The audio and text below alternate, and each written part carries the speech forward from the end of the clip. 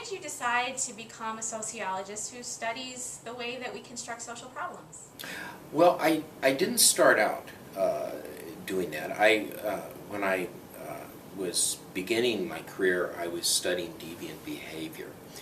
But one of the things that I'd been interested in was the idea that Halloween candy was often poisoned. And this struck me as a silly idea.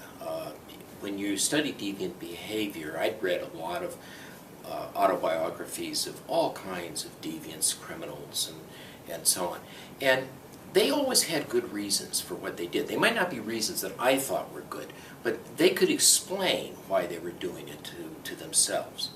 And I couldn't figure out why anybody would poison Halloween candy. It seemed to me to be particularly pointless.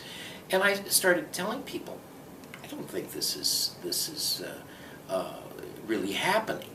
And they got incensed. Of course it's happening. Everybody knows this is happening. So I finally, after years, decided, there might be a way to study this. I could look for press coverage. And if there isn't any press coverage, that suggests that there probably isn't any poisoning going on. And so I did that research. And I went to a conference, and someone was asking me what I was doing, and I was telling them about the study. And they said, that's just like the missing children problem. There had been claims that there were lots and lots of missing children, and those had been debunked by other people. And the penny dropped, and I thought, that's just like all kinds of things. And I sort of set out to write a book about claims about the bad things that were happening to children. Poisoned Halloween candy, missing children, sexual abuse, and so on and so forth. Because I realized that we were living in a period when lots and lots of people were worried about children being menaced by deviants of one sort or another. And some of those claims were correct, there really is child sexual abuse. Some of them were exaggerated, there weren't that many missing children. Some of it, I think, was pretty much fanciful. I don't think there is Halloween sadism taking place. And so it was a way to get me thinking about social problems generally. And I went from thinking about problems involving kids to thinking about other kinds of crime problems and so on and so forth. And over recent years, I've written about all kinds of stuff. I've written about problems in the workforce and problems with schools. And once you get the hang of it, it's very easy to apply this perspective to whatever problem interests you.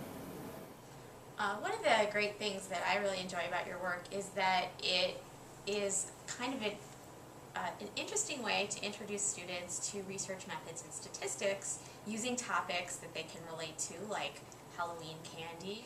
And one of the things I found interesting, not just with students, but maybe just the general public, is that sometimes we can present reliable data that challenges what everyone thinks has to be true.